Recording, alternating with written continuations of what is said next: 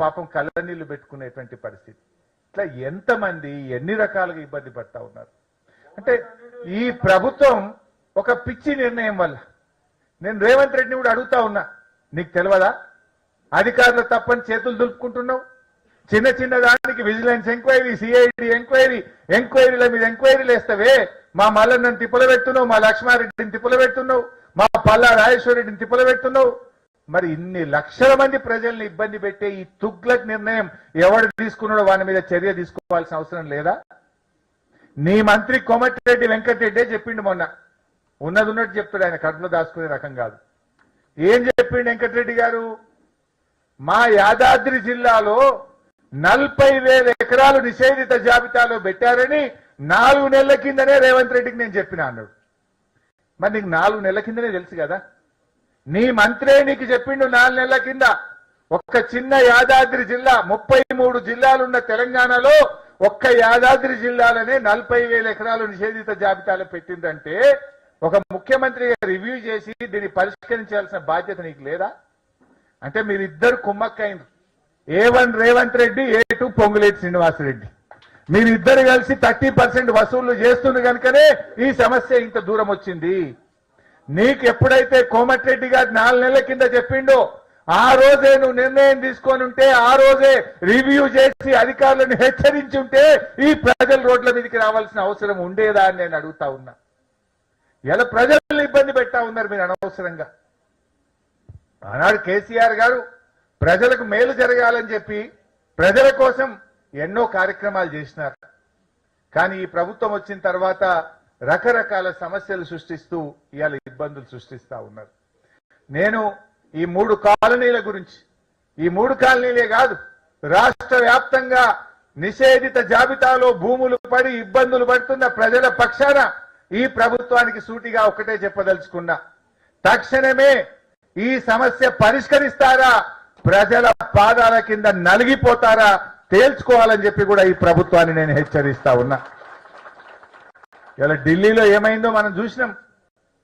Neat పరీక్షా పత్రం leak అయితే యువత అంతా ఢిల్లీ చుట్టుముట్టే ధర్మేంద్ర ప్రధాన్ రాజీనామా చేయాల్సి వచ్చింది.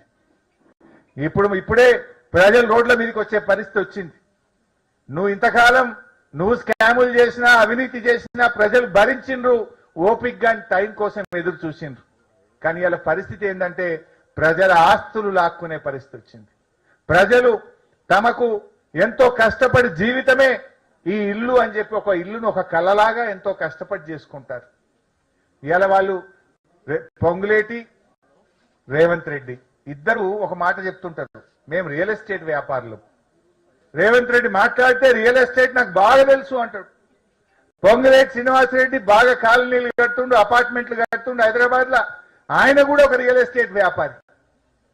ఇలా కాంగ్రెస్ హైకమాండ్ రాహుల్ గాంధీ గారు నేను అడుగుతా ఉన్నా, ఈ రియల్ ఎస్టేట్ వ్యాపారుల చేతుల్లో ఈ రాష్ట్రాన్ని పెట్టి ముఖ్యమంత్రిని, రెవెన్యూ మంత్రిని రియల్ ఎస్టేట్ వ్యాపారులను చేస్తే ఈ రియల్ ఎస్టేట్ వ్యాపారులు వాళ్ళ 30% కోసమో వాళ్ళ వ్యాపారాల కోసమో ఈ రాష్ట్ర ప్రజలకు కన్నీళ్లు పెట్టిస్తుంటే ఈ కాంగ్రెస్ హైకమాండ్ రాహుల్ గాంధీ గారు మీరు చోద్యం చూస్తున్నారా?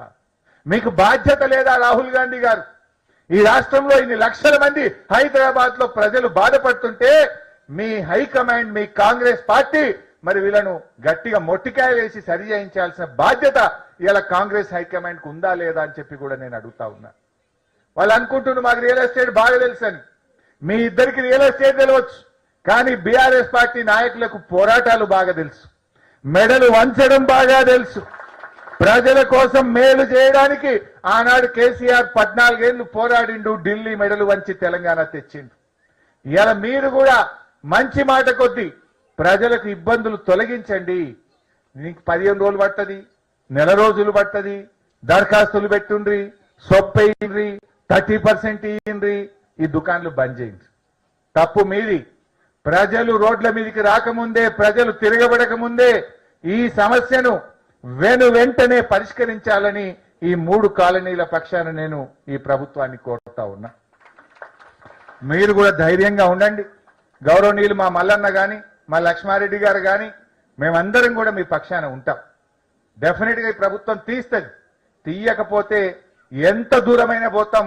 అవసరమైతే ఎటువంటి పోరాటానికైనా సెక్రటరియట్ ముట్టడికైనా బయలుదేరి మీ సమస్య పరిష్కరిస్తాం. మీరు మాత్రం ఈ 30% ఇచ్చుడో సొప్పేసుడో పాల్విండుడో మనకు అవసరం లేదు. మెడలు వంచి ఈ 22A తీయించే బాధ్యత మాది మాది అని మీకు తెలియజేస్తా ఉన్నా. ఎవరు భయపడాల్సిన అవసరం లేదు. This is your right, this is your right. ఇది మీ హక్కు, ఇది మీ ఆస్తి. మీ తాతలు తండ్రులు మీరందరూ కష్టపడి సంపాదించుకున్న ఆస్తి. దీని మీద చెయ్యేసే హక్కు ఎవరికి లేదు. వేస్తే ఎవరు కూడా ఊరుకునే ప్రశ్నే లేదు. ఎందుకంటే ఇది ప్రజల యొక్క సొమ్ము. ఇలా మీరు ఏ తప్పు చేయలేదు. ఇది ప్రభుత్వ తప్పిదనం. ఇలా ప్రభుత్వమే తక్షణమే దీని మీద యాక్షన్ తీసుకోవాల్సినటువంటి అవసరం ఉంది. తీసుకుంటారని నేను నమ్ముతున్నా. ఒకవేళ తీసుకోకపోతే మాత్రం ఈ రాష్ట్రంలో కాంగ్రెస్ పార్టీ మాడి మసైపోతుంది అనే విషయం వాళ్ళు ఒకటి గుర్తుపెట్టుకోవాల్సిన అవసరం ఉంది. ఎందుకంటే ఇది స్పష్టంగా ఇవాళ ప్రజలకు అర్థమైపోయింది. ఇది ప్రభుత్వ తప్పిదనం. ఫైనల్ గా మేము కోరేది ఒక్కటే. ఇవాళ ఇందులో ఆన్లైన్ లో కూడా ఒకసారి చూపి బాబు, ఉన్నారా మా మిత్రులు? ఇవాళ వాస్తవానికి ఎంత కుట్ర అంటే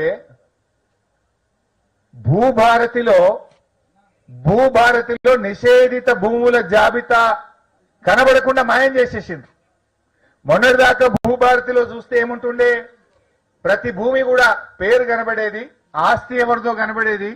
అది ఒకవేళ 22Aలో ఉంటే 22Aలో ఉన్నది అని చూపించేవాళ్ళు. పాత చూపి, ఫస్ట్ పాత చూపి బాబు.